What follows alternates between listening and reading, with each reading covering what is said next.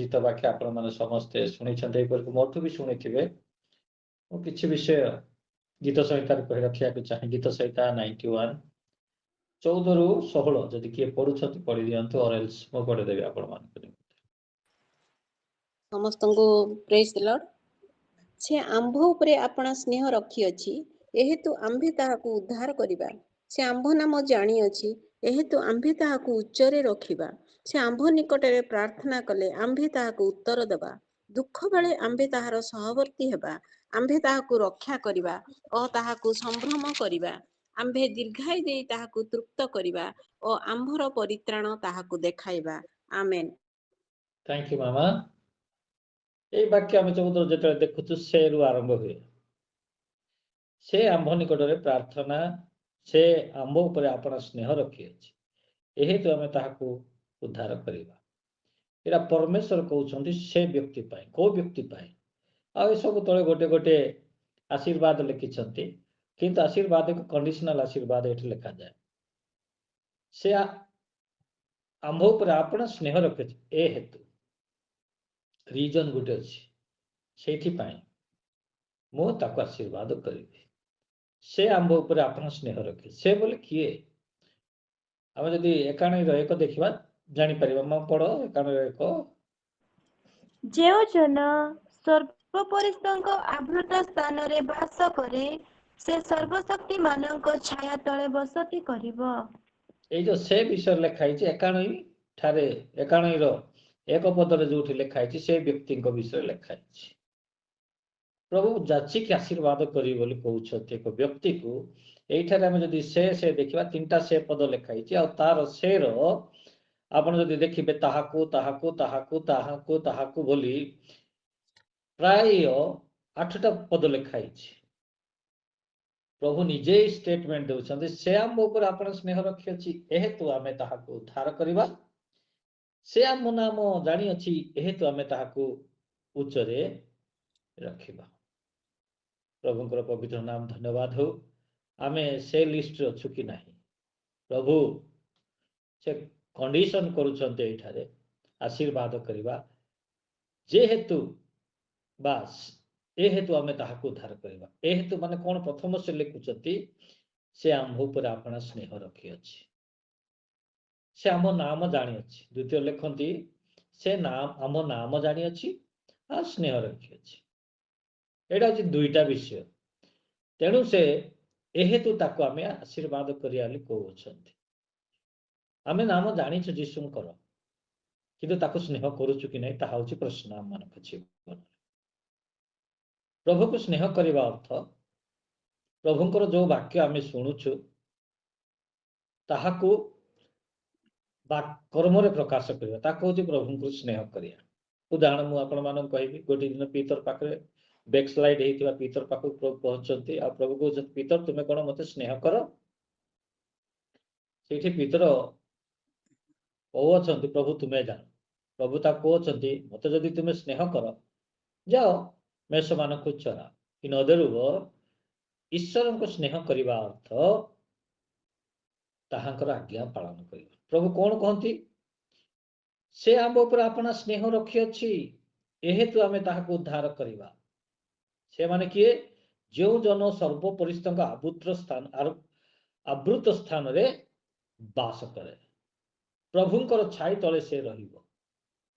ତାର ଅନ୍ୟ ଭାଷାରେ କହିବା ଗଲେ ଯିଏ ସମ୍ପୂର୍ଣ୍ଣ ଭାବରେ ପ୍ରଭୁଙ୍କର ଡିରେକ୍ସନରେ, ପ୍ରଭୁଙ୍କର ଛାଇ ତଳେ ରହିବ, ପ୍ରଭୁଙ୍କ ଉପରେ ଭରସା କରିବ, ପ୍ରଭୁଙ୍କ ଉପରେ ନିର୍ଭର କରିବ, ପ୍ରଭୁଙ୍କର ବାକ୍ୟ ଅନୁସାରେ ଜୀବନ ଯାପନ କରିବ, ସେଇ ଲୋକମାନଙ୍କ ପାଇଁ କିଛିଟା ଆଶୀର୍ବାଦ ପ୍ରଭୁ ଏଠାରେ କହୁଅଛନ୍ତି। ଆମେ ପ୍ରଭୁଙ୍କର ନାଁ ଜାଣିଅଛୁ, ଆମେ ଖ୍ରୀଷ୍ଟିଆନ ହେଇଛୁ, ଦ୍ୟାଟ୍ ଇଜ ଗୁଡ୍। କିନ୍ତୁ ଖ୍ରୀଷ୍ଟଙ୍କ ପରି ଆଚରଣ, ଖ୍ରୀଷ୍ଟଙ୍କର କାର୍ଯ୍ୟ କରିବା ଦରକାର। ଆମେ ବେଳେ ବେଳେ ଖ୍ରୀଷ୍ଟିଆନ ଲୋକମାନେ ଆମେ ଭେରି କମନ ୱାର୍ଡ ଗୁଡାକ ୟୁଜ କରୁଛୁ, ଦ୍ୟାଟ୍ ଇଜ ଗୁଡ୍। କାହିଁକି? ଆମର ବିଶ୍ୱାସ ବି ବଢିବା ଦରକାର। ଆମେ କହୁଛୁ ପ୍ରଭୁ ଦୟାଳୁ, ୟେସ୍ ହି ଇଜ ଏ ଦୟାଳୁ, ହି ଇଜ ଏ ଗ୍ରେସିୟସ୍ ଗଡ୍। ସେ ଆମମାନଙ୍କୁ ଦୟା କରନ୍ତି, ସେ ଆମମାନଙ୍କର ଆଶୀର୍ବାଦ କରନ୍ତି, ସେୟା ଠିକ। କିନ୍ତୁ ମନେ ରଖିଥାନ୍ତୁ, ପ୍ରଭୁଙ୍କର ଆଶୀର୍ବାଦ ଏକ ହଉଛି जनरल ब्लेसिंग आ गोटे हूँ conditional blessings. Conditional blessings Christian लोक मान, जनरल ब्लेसिंग समस्त ये जो आशीर्वाद ये लिखाई प्रथम आशीर्वाद से कहती से आम उपर आपण स्नेह रखी अच्छी हेतु आम ताहाको उद्धार करवा। प्रभु से मानक उद्धार करती जो माने ताहांकर वाक्य अनुसार चलती, जो माने ताहांकर सही सर्वपरिस्थ आवृत स्थान रे बास करती। ताहांको से प्रथम कथा कहते आमे ताहाको उद्धार करवा। द्वितीय से कहती से आम नाम जानी अच्छी हेतु आमे ताहाको उच्च रखा। आज वाक्य मुझे पुनर्बार रिमाइंड करने चाहे ए हेतु कि हेतु ए हेतु प्रभु कहते ए हेतु आमे ताहाको उच्चरे रखिबा, ए हेतु ताको आमे उद्धार करवा। गोटे सेठे रीजन जणे कि कहउछंती जे से मते स्नेह करूची, से मते जानुची, से मते जानी अछि, केवल जानी नहीं से मते स्नेह करूची, ए हेतु ताहाको आमे उद्धार करवा, ए हेतु ताहाको आमे उच्च रखिबा। प्रिय प्रभुंकर लोक माने आमे केते लोक मां को उदररु क्रिश्चियन भाव रे परिचित जन्म हेबा क्षणी आज जीशुंकर ना आमे जानि अछु, एपर कि लोक माने भी हमको कहउछन्ते हमने क्रिश्चियन बोली, किंतु आमे ख्रीष्टंकर परि आचरण करूछु कि। मझिरे मु जाइथिली इठी गोटे मीटिंग रे, मोर बड़ भाई भुवनेश्वर रुहंती, से गोटे टॉपिक नै शिक्षा देउथिले आमे क्रिश्चियन एक बंचिबा दरकार ना, आमे ख्रीष्टन कई बंचिबा दरकार, आमे ख्रीष्टन कर हेकी बंचिबा दरकार। क्रिश्चियन एक जदि बंचिबा ना धरिकी दैट इज गुड, मसाणी पर्यंत आगे क्रिश्चियन रो परिचय थियो, बाकी आउ सियाडे नथिबो। आमे जदि क्रिश्चियन को सहित बंचिबा क्रिश्चियन कर हेकी तेबे मसाणी परे मध्ये हम स्वर्ग को जीवार चांसेस अछि, स्वर्ग को बाध्य जीवा। तेणु आम मानकर ब्लेसिंग्स एक कंडीशनल, आम एते हालुका नेबा नहीं प्रभु, प्रभु केते आम ढिला ढाला करबा नहीं प्रभु। ए वाक्य अनुसार से कहती ए हेतु आम से हेतु रहिबा पाई ट्राई करबा। कौन से हेतु? आम ताकू जानिछु, आम ताकू स्नेह करबा दरकार, ताहांकर आज्ञा पालन करबा दरकार, मैक्सिमम आम ट्राई करबा दरकार। We should try our level best to carry out the word of God. आमनकर प्रत्येक दिन रे मैक्सिमम चेष्टा करबा दरकार, मैक्सिमम इच्छा को त्याग करबा दरकार, मैक्सिमम जते हमें पारछु सेते प्रभुंकर वाक्य पालन करबा दरकार। सेमानक निमंते प्रभु आशीर्वाद कथा ये कहती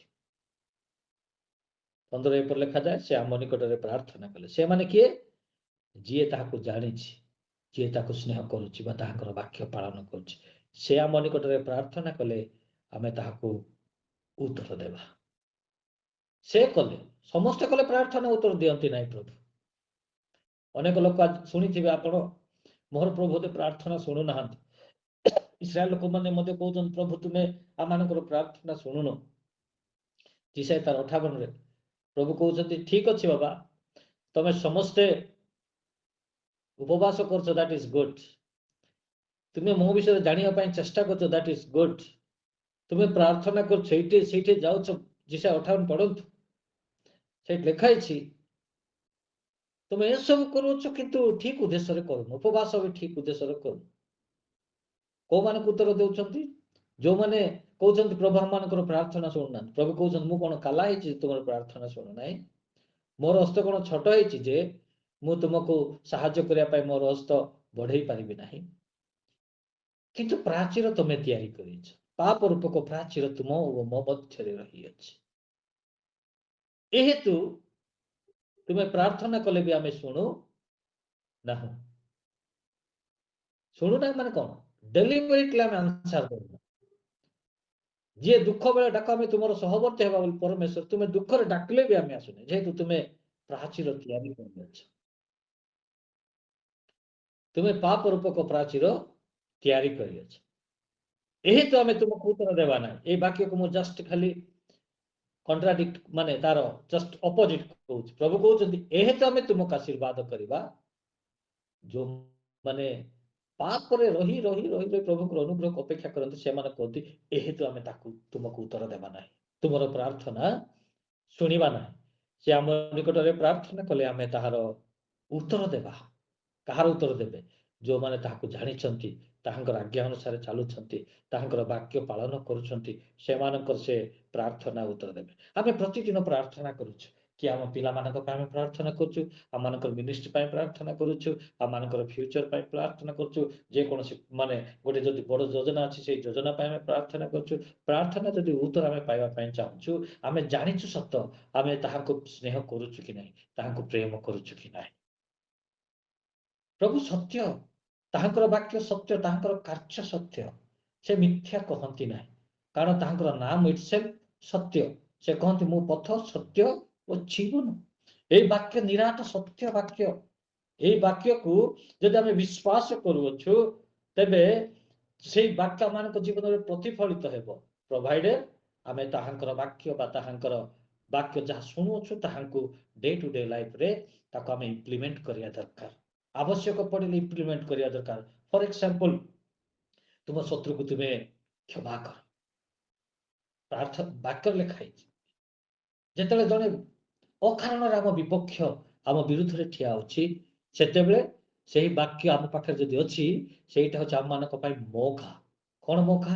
ତାକୁ କ୍ଷମା ଦେବା। ତେଣୁ ଦାଉଦ କହନ୍ତି ପ୍ରଭୁ ତୁମରି ବାକ୍ୟକୁ ମୁଁ ସଞ୍ଚୟ କରି ରଖୁଛି ଯେପରି ମୁଁ ପାପ କରେ ନାହିଁ। ଆବଶ୍ୟକ ବେଳେ ବାକ୍ୟକୁ ୟୁଜ କରିବା, ଆବଶ୍ୟକ ବେଳେ ବାକ୍ୟକୁ ନିଜ ଜୀବନରେ ୟୁଜ କରିବା। ଉଦାହରଣ ସ୍ୱରୂପ ଗୋଟିଏ ଜାଗାରେ ଯଦି ଆମେ ମିଛ କହିଲେ 50,000 ଟଙ୍କା ପାଇବାର ଅଛି କି 10,000 ଟଙ୍କା ପାଇବାର ଅଛି, ସେଇଟା ଢାଣି ଢାଣି ବାକ୍ୟ ମିଥ୍ୟା, ଏଇଟା ପ୍ରଭୁଙ୍କର ସ୍ପିରିଟ, ଏଇଟା ଶୈତାନଙ୍କର ସ୍ପିରିଟ। ଆମେ ଯଦି ତାକୁ ଏଡେଇ ଦଉଛୁ ତେବେ ଆମେ ଈଶ୍ୱରଙ୍କର ଆଜ୍ଞା ପାଳନ କରୁଛୁ, ତେବେ ଆମେ ପ୍ରଭୁଙ୍କର ବାକ୍ୟକୁ ପାଳନ କରୁଛୁ। ସେ ଆମ ନିକଟରେ ପ୍ରାର୍ଥନା କଲେ ଆମେ ତାହାକୁ ଉତ୍ତର ଦେବା, ଦୁଃଖ ବେଳେ ଆମେ ତାହାର ସହବର୍ତ୍ତୀ ହେବା। ଦୁଃଖ ବେଳେ ସେ ଆମମାନଙ୍କର ସହବର୍ତ୍ତୀ ହୁଅନ୍ତି। ଆପଣଙ୍କର ବାପା ମା ହୁଏତ ସହବର୍ତ୍ତୀ ନ ହୋଇପାରନ୍ତି, ଆପଣଙ୍କର ନିଜର ଭାଇ ଭଉଣୀ ମାନେ ସହବର୍ତ୍ତୀ ନ ହୁଅନ୍ତି, ଆପଣ ଫିନାନ୍ସିଆଲ କ୍ରାଇସିସ୍ ଦେଇ ଗତି କରୁଛନ୍ତି, ଆପଣ ଫିଜିକାଲି ଟର୍ଚର ହେଇକି ଯାଉଛନ୍ତି, ମେଣ୍ଟାଲ ଟର୍ଚର ହେଇକି ଯାଉଛନ୍ତି, ଫିଜିକାଲି ମାନେ ମାନେ ପେଇନ୍ ବା ଯନ୍ତ୍ରଣା ଦେଇ ଗତି କରୁଛନ୍ତି, nobody would stand with you। ହୋଇପାରେ କେହି ବି ଆପଣଙ୍କର ସହବର୍ତ୍ତୀ ହୁଅନ୍ତି ନାହିଁ, କିନ୍ତୁ ପ୍ରଭୁ କହନ୍ତି ଦୁଃଖ ବେଳେ ଆମେ ତୁମରି ସହବର୍ତ୍ତୀ ହେବା। ଯୋସେଫ ସହିତ ଯେପରି ସହବର୍ତ୍ତୀ ଥିଲେ, ନିଜର ଭାଇମାନେ ଗାତରେ ପକେଇଲେ, ବାଇବଲ ଲେଖାଯାଏ, କାରଣ ସଦାପ୍ରଭୁ ତାହାଙ୍କର ସହବର୍ତ୍ତୀ ଥିଲେ। ରାଜାକୁ ପଟିଫର ତାଙ୍କୁ ବିକିଦେଲେ, ତାହାଙ୍କୁ ସେ ଘରେ ସେ ହଳିଆ ହେଇ କାମ କରିବା କଥା, ବାଇବଲ ଲେଖାଯାଏ, କାରଣ ପ୍ରଭୁ ତାହାର ସହବର୍ତ୍ତୀ ହେଲେ। ତାହାଙ୍କର ସ୍ତ୍ରୀ ମିଥ୍ୟା ଆଲିଗେସନ କରି ତାହାକୁ ଜେଲରେ ପଠେଇଲେ, ବାଇବଲ ଲେଖାଯାଏ, କାରଣ ପ୍ରଭୁ ତାହାର ସହବର୍ତ୍ତୀ ଥିଲେ। ଏ ସବୁ ପ୍ରଭୁ ଧାର କଲେ। ଆପଣମାନଙ୍କୁ କହି ରଖିବା ପାଇଁ ଚାହେଁ, ପ୍ରିୟ ପ୍ରଭୁଙ୍କର ଲୋକମାନେ, ଆମେ ପ୍ରଭୁଙ୍କର ଆଶୀର୍ବାଦ ପାଇବା ପାଇଁ ହେଲେ ଏହେତୁ ସେ ମୋତେ ସ୍ନେହ କରନ୍ତି, ଏହେତୁ ସେ ମୋହର ନାମ ଜାଣିଅଛି, ତେହେକୁ ଆମେ ଆମେ ସେ ହେତୁରେ ରହିବାକୁ ପଡ଼ିବ। ଆମେ ମୋହର ପୁଅ, ମୋହର ଝିଅ, ମୋହର ପ୍ରଭୁ, ମୋହର ଦାସ, ଏହେତୁ ମୋହର ବାକ୍ୟ ଅନୁସାରେ ଜୀବନ ଯାପନ କରୁଛି, ମୋର ବାକ୍ୟ ଅନୁସାରେ କାର୍ଯ୍ୟ କରୁଛି, ତାକୁ ସେଇଥିପାଇଁ ଆମେ ଆଶୀର୍ବାଦ କରିବା। ସେ ଆମ ନିକଟରେ ପ୍ରାର୍ଥନା କଲେ ଆମେ ତାହାକୁ ଉତ୍ତର ଦେବା। ଆମମାନଙ୍କର ପ୍ରାର୍ଥନା ଉତ୍ତର। ଦୁଃଖ ବେଳେ ଆମେ ତାହାର ସହବର୍ତ୍ତୀ ହେବା। ଏଇ ବାକ୍ୟ ମୋତେ ବହୁତ ଟଚ୍ କରେ। ଅନେକ ସମସ୍ୟା ଦେଇ ଆମେ ଗତି କରୁ। ମୋର ଅନୁଭବରୁ ମୁଁ କହୁଛି, ମୁଁ ଯେତେବେଳେ ସମସ୍ୟା ଦେଇ ଗତି କରେ ହଠାତ୍ ବିଚଳିତ ହୁଏ ନାହିଁ। ମୋତେ ଗୋଟେ ପ୍ରଭୁ ସେଇ ଷ୍ଟ୍ରେନ୍ଥ ଦେଇଛନ୍ତି, ହଠାତ୍ ବିଚଳିତ ହୁଏ ନାହିଁ, କାରଣ ମୁଁ ଜାଣିଛି ମୋ ପ୍ରଭୁ ମୋର ସହବର୍ତ୍ତୀ। କାରଣ ସେହି ଇମାନୁଏଲ ପରମେଶ୍ୱର, ସେ କହନ୍ତି ଦୁଃଖ ବେଳେ ଆମେ ସହବର୍ତ୍ତୀ ହେବା। ୱାନ୍ସ ଏଗେନ୍ ଆଇ ରିପିଟ୍, ଆପଣଙ୍କର ରିଲେଟିଭ୍ସ, ସିବଲିଙ୍ଗସ୍, ଆପଣଙ୍କର ପ୍ୟାରେଣ୍ଟସ୍, ଆପଣଙ୍କର ନିଜର ଲୋକ, ନିଜର ଫ୍ରେଣ୍ଡସ୍, ସେମାନେ ହୁଏତ ଆପଣଙ୍କର ସହବର୍ତ୍ତୀ ହେବେ ନାହିଁ, ମୋ ପ୍ରଭୁ ଆପଣଙ୍କର ସହବର୍ତ୍ତୀ ହେବେ। ସେ କାହାଣୀ ଆପଣ ଶୁଣିଥିବେ। ଷ୍ଟିଫାନକୁ ମାରୁଛନ୍ତି, ପ୍ରଭୁ ତା ପାଖରେ ଠିଆ ହେଇଛନ୍ତି, ପ୍ରଭୁ ତାହାଙ୍କର ସହବର୍ତ୍ତୀ। ଫିଜିକାଲି କେହି ବି ତାହା ସହିତ ନାହାନ୍ତି, କିନ୍ତୁ ଇମାନୁଏଲ ଗଡ୍ ତାହାଙ୍କ ସହିତ ଅଛନ୍ତି। ଆଉ ଗୋଟେ କାହାଣୀ ମୁଁ କହିବି। ଗୋଟିଏ ବ୍ୟକ୍ତି ସେବା କରୁଛନ୍ତି, ସେ ଯାଉଛନ୍ତି, ଚାଲି ଚାଲି ସେବା କରୁଛନ୍ତି। ଆଉ ହଠାତ୍ ଦେଖିଲେ, ତାଙ୍କ ଚାଲିବା ସମୟରେ ହଠାତ୍ ଦେଖିଲେ, ଆପଣ ଶୁଣିଛନ୍ତି ଏ ଷ୍ଟୋରି, ତଥାପି ମୁଁ ଆପଣଙ୍କୁ ରିମାଇଣ୍ଡ କରିବା ପାଇଁ ଚାହେଁ। ହଠାତ୍ ସେ ଦେଖିଲେ ଯେ 4ଟା ପାଦ। ଆରେ ମୁଁ ତ ଜଣେ ଚାଲୁଛି, ଆଉ 2ଟା ପାଦ କାହାର? ସେ ଦେଖିଲେ ମୋ ପ୍ରଭୁ ମୋ ସହିତ ଗମନ କରୁଛନ୍ତି, ସେ ମୋର ସହବର୍ତ୍ତୀ। ମୁଁ ଖରାରେ ଚାଲୁଛି, ଏ ବାଲିରେ ଚାଲୁଛି, ପ୍ରଭୁ ମୋର ସହବର୍ତ୍ତୀ। ପ୍ରଭୁକୁ ଧନ୍ୟବାଦ ଦେଇ ଚାଲିଗଲେ। କେଇଟା ସମୟ ପରେ ତାକୁ ଘାଟି ଉଠିବାକୁ ପଡିବ। ଦେଖିଲେ ଘାଟି ପଥରିଆ ଜାଗାରେ ସେ ଚଳୁଛନ୍ତି, ହାଲିଆ ହଉଛନ୍ତି, ଝାଳ ଫୁଟୁଛି। ଦେଖୁଛନ୍ତି ପ୍ରଭୁ କେମିତି ପାଦ ଦେଖୁଛନ୍ତି, ପାଦ ଆଉ ଦିଶୁନାହିଁ। ଆଉ ସେତେବେଳେ ପ୍ରଭୁକୁ ସେ ପ୍ରଶ୍ନ କରୁଛନ୍ତି, ପ୍ରଭୁ ମୁଁ ଠିକ ଥିଲା ବେଳେ ମୋ ସହିତ ତୁମେ ମୋ ସହିତ ଥିଲ, ମୋର ସହବର୍ତ୍ତୀ ଥିଲ। ଏଇ ପାହାଡ ଚଢିଆ ଜାଗାରେ ଦୁଃଖ ସମୟରେ ତୁମେ କଣ ନାହଁ? ସେତେବେଳେ ପ୍ରଭୁ କହୁଛନ୍ତି, ନାଇଁ ରେ ବେଟା, ତୋର ଅଣ୍ଡରଷ୍ଟାଣ୍ଡିଂ ହଉଛି ଗଲତ। ତୁ ଯୋଉ ପାଦ ଏବେ 2ଟା ଦେଖୁଛୁ, ସେଇ ପାଦ ତୋର ନାହିଁ, ସେଇ ପାଦ ହଉଛି ମୋର। ମୁଁ ତତେ ଏଇ କାନ୍ଧରେ ଭୁଇଁକି ଆଣିଅଛି। ପ୍ରିୟ ପ୍ରଭୁଙ୍କର ଲୋକମାନେ, ସେଇ ପରମେଶ୍ୱର କହନ୍ତି କାହାକୁ? ସେ ଆମ ନିକଟରେ ପ୍ରାର୍ଥନା କଲେ ଆମେ ତାହାକୁ ଉତ୍ତର ଦେବା। ଆଉ ସେ ଦୁଃଖ ବେଳେ ଆମେ ତାହାର ମାନେ କଣ? ସେଇ ଯିଏ ତାହାକୁ ଜାଣିକି ତାହାକୁ ପ୍ରେମ କରେ, ତାହାର ସହବର୍ତ୍ତୀ ହେବା। ପ୍ରଭୁ ମାନଙ୍କର ସହବର୍ତ୍ତୀ ହେବେ। ମୁଁ ତ ସଦାବେଳେ confidence, I rejoice, I enjoy God's presence. ମୁଁ ଜଣେ ଯାଉଛି ବୋଲି ମୁଁ କେବେ ଭାବେ ନାହିଁ, my God is with me, wherever I go he will go with me। ମୁଁ ଯୁଆଡେ ବି ଯିବି, ପ୍ରଭୁ ମୋ ସହିତ ଯିବେ। ମୋର ସେଇଟା କନଫିଡେନ୍ସ ଅଛି, ମୋର ସେଇଟା କନଫିଡେନ୍ସ ଅଛି। ସେ ଆମ ନିକଟରେ ପ୍ରାର୍ଥନା କଲେ ଆମେ ତାହାକୁ ଉତ୍ତର ଦେବା। ଦୁଃଖ ବେଳେ ଆମେ ତାହାର ଉଦ୍ଧାର କରିବୁ। ତାହାର ସେ ମାନେ କିଏ? ପୁନର୍ବାର ମୁଁ ଆପଣଙ୍କୁ ମାନେ ଏଇଟା ବାଇବଲ ଷ୍ଟଡି ଭଳିଆ, ତେଣୁ ମୁଁ ରିମାଇଣ୍ଡ କରୁଛି। ସେ ଏ ହେତୁ ସେ ଆମ ନାମ ଜାଣିଅଛି, ଏ ହେତୁ ସେ ଆମକୁ ସ୍ନେହ କରୁଅଛି, ଏ ହେତୁ ସେ ମୋହର ମାନେ ସର୍ବପରିଚିତଙ୍କର ମୋହର ଆବୃତ ସ୍ଥାନରେ ବାସ କରେ, ମୋ ଉପରେ ନିର୍ଭର କରେ, ମୋ ଉପରେ ଡିପେଣ୍ଡ କରେ ସମ୍ପୂର୍ଣ୍ଣ ଭାବରେ। ଏ ହେତୁ ତାହାକୁ ଆମେ ତାହାର ସହବର୍ତ୍ତୀ ହେବା, ଆମେ ତାହାକୁ ରକ୍ଷା କରିବା, ତାହାକୁ ସମ୍ଭ୍ରମ କରିବା। ଓ ଗ୍ରେଟ୍! ତାହାକୁ ଯେ ତାକୁ ଜାଣିକି ତାହାଙ୍କ ବାକ୍ୟ ପାଳନ କରେ, ଆମେ ତାହାକୁ ରକ୍ଷା କରିବା। He will protect you, he will save you। ପ୍ରତିଟି ଅବସ୍ଥାରେ ଏଇ ଗୀତ ସହିତ 91 ଲେଖାଯାଏ, ତୁମର ପାଦ ଯେପରି ତଳେ ପଡିବ ନାହିଁ। ସେଥିପାଇଁ କାହାକୁ? ଯିଏ ପ୍ରଭୁକୁ ଜାଣି ତାହାଙ୍କର ବାକ୍ୟ ପାଳନ କରେ, ଯିଏ ପ୍ରଭୁକୁ ଜାଣି ତାହାଙ୍କର ଆବୃତ ସ୍ଥାନରେ ବାସ କରେ, ନିର୍ଭର କରେ, ତାହାଙ୍କ ଉପରେ ଡିପେଣ୍ଡ କରେ, ତାହାକୁ ସେ ରକ୍ଷା କରେ, ପ୍ରତ୍ୟେକ ଅମଙ୍ଗଳରୁ ରକ୍ଷା କରେ। ହୋଇପାରେ ଏକ୍ସଟେଣ୍ଡ ହେଇପାରେ, ପ୍ରଭୁ କିନ୍ତୁ ତାହାକୁ ଆପଣଙ୍କୁ ରକ୍ଷା କରିବେ। ପ୍ରଭୁ ଆପଣଙ୍କୁ ଅନୁଗ୍ରହ କରିବେ, ତାହାଙ୍କ ଉପସ୍ଥିତିରେ ଆପଣ ସୁରକ୍ଷିତ ରହିବେ। ତାହାଙ୍କର ଉପସ୍ଥିତିରେ ଆପଣ ସୁରକ୍ଷିତ, ତାହାଙ୍କୁ ଆମେ ସମ୍ଭ୍ରମ କରିବା। ଆଇ ବ୍ଲେସ୍ ୟୁ, ମୁଁ ତାହାକୁ ସମ୍ଭ୍ରମ କରିବା। ଆମେ ଏଇଟା ମାନେ ପ୍ରସ୍ପରିଟି ଗସ୍ପେଲ କହନ୍ତି। ପ୍ରଭୁ କାହାକୁ ବି ଗରିବ ହେଇକି ମୋର ସେବା କରନ୍ତୁ, ମୋର ଲୋକମାନେ ଗରିବ ହୁଅନ୍ତୁ, ଏଇଟା ଚାହାନ୍ତି ନାହିଁ। ପ୍ରଭୁଙ୍କର ଆଶୀର୍ବାଦ ସଦାବେଳେ ଆମମାନଙ୍କ ସହିତ ଦେବା ପାଇଁ ସେ ପ୍ରସ୍ତୁତ ଅଛନ୍ତି, ତାହାକୁ ଆମେ ସମ୍ଭ୍ରମ କରିବା। ମୁଁ ସମ୍ଭ୍ରମ, ମୋର ଡେଫିନେସନ ହେଉଛି ବେସିକ ନିଡ୍, ଖାଇବା, ପିନ୍ଧିବା, ରହିବା। ଦ୍ୟାଟ୍ ଇଜ ମୋର ଛୋଟ ମାନେ ଡେଫିନେସନରେ ସମ୍ଭ୍ରମ ହେଉଛି ସେଇଟା। ମୁଁ ତ ନିଜକୁ ସମ୍ଭ୍ରମ ବୋଲି ଭାବେ। I don't have any a bit of land, a piece of land ନାହିଁ, ମୋର ନିଜ ଘର ନାହିଁ, କିନ୍ତୁ ପ୍ରଭୁ ମତେ ରଜା ଭଳିଆ ରଖିଛନ୍ତି। ମୁଁ ଏବେ ସଂସ୍ଥା ଘରେ ଅଛି, ସବୁ କିଛି ଅଛି ଏଇଠି, ଏସି ଫେସି, ମତେ ସମ୍ଭ୍ରମ କରି ରଖିଛନ୍ତି। ଇଭେନ୍ ଦୋ ଆଇ ଡୋଣ୍ଟ ହାଭ୍ ମାନେ a piece of land in my name, ମୋ ନାମରେ ଲ୍ୟାଣ୍ଡ ବି ନାହିଁ, ଘର ନାହିଁ, କିନ୍ତୁ ପ୍ରଭୁ ମତେ ସମ୍ଭ୍ରମ। ଆପଣ ଯଦି ଖାଇବାକୁ ପାଉଛନ୍ତି, ଆପଣ ଯଦି ବସ୍ତ୍ର ପିନ୍ଧୁଛନ୍ତି, ଆପଣ ଯଦି ରହିବାକୁ ପାଉଛନ୍ତି, you are blessed, you are blessed। ଆପଣ ଯଦି ନ୍यूज ଦେଖିବେ ସାରା ସୌର ଜଗତର ଲୋକମାନେ ମୁଣ୍ଡ ଗୁଞ୍ଜିବା ପାଇଁ ସ୍ଥାନ ନାହିଁ, ଫୁଟପାଥରେ ରହୁଛନ୍ତି, ରେଲୱେ ଷ୍ଟେସନ ରହୁଛନ୍ତି, ଓଭର ବ୍ରିଜ ତଳେ ରହୁଛନ୍ତି। ପ୍ରଭୁ ଆମମାନଙ୍କୁ ଆଶୀର୍ବାଦ କରିବେ। ଆପଣ ଆଉ ମୁଁ ବହୁତ ବି ବ୍ୟାକୁଳ ହେବା ଦରକାର ନାହିଁ। ମୁଁ ରେଣ୍ଟ ଘରେ ଯଦି ମରିଯିବି, ପ୍ରଭୁ କହିବେ ନାହିଁ ତୁ କାହିଁକି ରେଣ୍ଟ ଘରେ ମରିଛୁ ବୋଲି, ତୋର ଜାଗା ଖଣ୍ଡେ କାହିଁକି ନାହିଁ ବୋଲି ମତେ ପ୍ରଭୁ କହିବେ ନାହିଁ। ସୋ ମୁଁ ଟିକେ ଟପିକ ବାହାରେ ଗଲି, କିନ୍ତୁ ମୁଁ କହି ରଖିବା ପାଇଁ ଚାହେଁ ଆମେ ସେମାନେ ତାହାକୁ ସମ୍ଭ୍ରମ କରିବା, ଆମେ ଦୀର୍ଘାୟୁ ଦେଇ ତାହାକୁ ତୃପ୍ତ କରିବା। ୱାହ ଗ୍ରେଟ୍। ଦୀର୍ଘାୟୁ ଦେଇ ସମସ୍ତେ ଚାହୁଁଛୁ ଆମେ ବଞ୍ଚିବା ପାଇଁ, ଅଧିକ ବର୍ଷ ବଞ୍ଚିବା ପାଇଁ ଚାହୁଁ। ଚୋର ବି ଚାହେଁ, ମଦୁଆ ବି ଚାହେଁ, ମାନେ ପାପୀ ବି ଚାହେଁ, ଧାର୍ମିକ ବି ଚାହେଁ ମାନେ ଅଧିକ ବର୍ଷ ବଞ୍ଚିବା ପାଇଁ। ପ୍ରଭୁ କହୁଛନ୍ତି you no need to ask for your longevity. ତୁମର ଦୀର୍ଘାୟୁ ପାଇଁ ତୁମେ ପଚାରିବା ଦରକାର ନାହିଁ। ସେ କହୁଛନ୍ତି ଆମେ ତାହାକୁ ଦୀର୍ଘାୟୁ ଦେଇ ତାହାକୁ ତୃପ୍ତ କରିବା, ଆମେ ଦେବା ତାକୁ ଆୟୁଷ ତାହାକୁ ବଢେଇବା।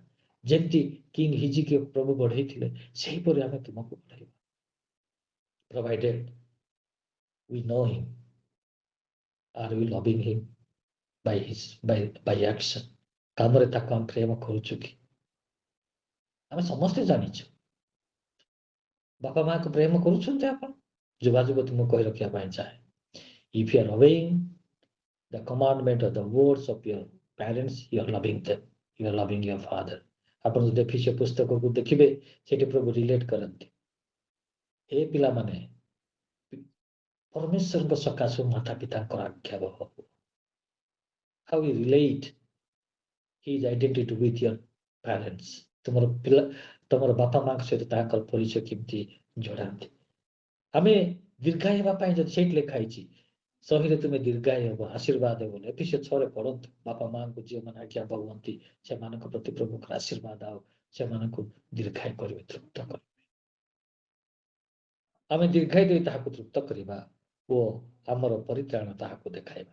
ପ୍ରଭୁ ଯଦି ଗୁଡ଼ାଏ ଆଶୀର୍ବାଦ ବାଣ୍ଟୁଥିବେ, ଗୋଟିଏ ଦେଶ ଦେଉଥିବେ, ଗୋଟେ ଜଣକୁ ନିଲାମ କରୁଥିବେ, ମାନେ ନିଲାମ ତ ନାହିଁ, ଫ୍ରିରେ ଅକ୍ସନ ଡାକୁଥିବେ, ଅକ୍ସନ କିଏ କୋଉଟା ନେବ ବୋଲି, ଗୋଟିଏ ପଟେ ଗୋଟେ ଏରିଆ ଥିବ, ସୁନା ଦେଉଥିବେ, ଘର ଦେଉଥିବେ, ଗାଡ଼ି ଦେଉଥିବେ, ଉତ୍ତମ ସ୍ୱାସ୍ଥ୍ୟ ଦେଉଥିବେ, ସବୁ ଦେଉଥିବେ, ଆଉ ସେଥିରେ ପରିତ୍ରାଣ ଗୋଟେ ପଟେ ଥିବ। କାହାକୁ ନେବେ ଆପଣ?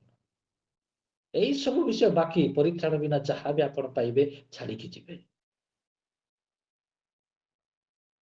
ଯଦି ଆପଣଙ୍କୁ ସ୍ୱର୍ଗକୁ କଣ ନେବ, ତାହା ହେଉଛି ପରିତ୍ରାଣ। ପ୍ରଭୁ କହୁଛନ୍ତି ଆମର ପରିତ୍ରାଣ ତାହାକୁ ଦେଖାଇବା। ଓ ୟା ପରି ପ୍ରେସିୟସ୍ ଗିଫ୍ଟ ଆଉ କିଛି ନାହିଁ। ପରମେଶ୍ୱରଙ୍କର ପ୍ରେସିୟସ୍ ସନ୍ କୁ ସେ ଦେଲେ, ପ୍ରେସିୟସ୍ ସନ୍ ପ୍ରେସିୟସ୍ ଲାଇଫ୍ କୁ ଦେଲେ, ଆଉ ସେ ପ୍ରେସିୟସ୍ ଲାଇଫରେ ଆମର ପ୍ରେସିୟସ୍ ସାଲଭେସନ୍ ଦେଇଛନ୍ତି, ପରିତ୍ରାଣ। ଆମେ 100 ବର୍ଷ ଖ୍ରୀଷ୍ଟିଆନ ଯଦି ଆମ ପାଖରେ ଯଦି ସେଇଟାକୁ ଆମେ ଅବଟେନ୍ କରିନୁ, ପାଇନୁ, ପରିତ୍ରାଣ ଯଦି ଆମ ପାଖରେ ନାହିଁ, ଆମେ ମଶାଣି ଯାଇ ଖ୍ରୀଷ୍ଟିଆନ ହେଇକି ଯିବା।